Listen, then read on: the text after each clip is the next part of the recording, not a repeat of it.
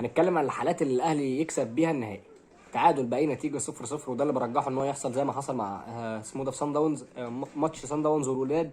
ان الوداد تعادل مع سان داونز وهم مطلوب منهم واحد لحد تقريبا الدقيقه 90، وبعد كده طرد واحد كمان ما عرفش يسجل فيهم جون، وفي ارضه برضه في وسط الجمهور والدنيا. بس مش الاهلي مش زي سان داونز في الدفاع، بس يعني يعني شغال يعني.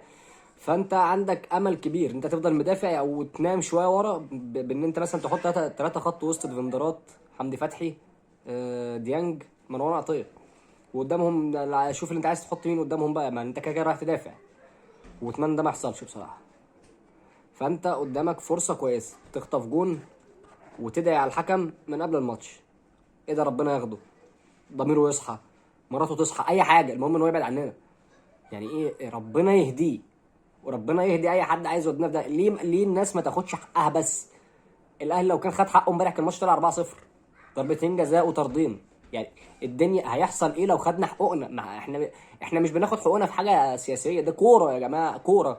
كوره اللي هي المدوره دي، كوره عارفها. فانا اتمنى يعني ايه يخفوا شويه سرقه واكل مال يتامى، لان احنا غلابه. يعني كفايه، يعني اهدوا كده، صلوا على النبي يعني.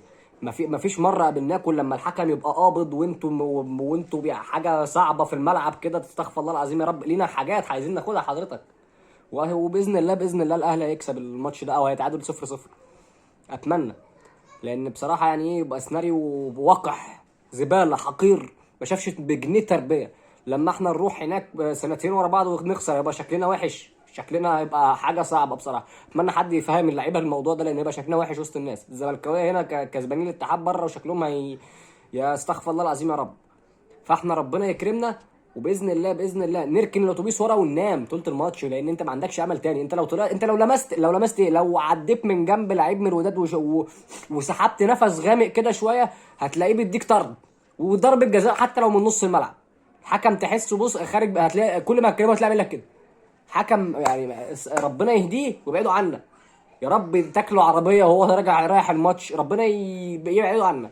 فباذن الله باذن الله كل التوفيق للنادي الاهلي، ان هو يرجع البطوله الغايبه. بقالنا كتير ما بامانه، يعني بقالنا كتير ما خدناهاش يعني بصراحه، سنه يعني كتير. يعني انا اعرف ناس بقالهم 21 سنه وما شموهاش، وربنا يعينهم على اللي هم فيه. وبنتمنى ربنا يكرمنا، واحنا مش عايزين اكتر من حقوقنا بس. مش عايزين اكتر، وهم برضو ما ياخدوش اكتر من حقهم، لو ليهم حق ياخدوه. اتمنى الماتش يتلعب كوره بس، ما يتلعبش كوره وحكم وجمهور وكل زي كل مره كده. وبس كده، الحمد لله، ربنا يوفق الدنيا على بعضها.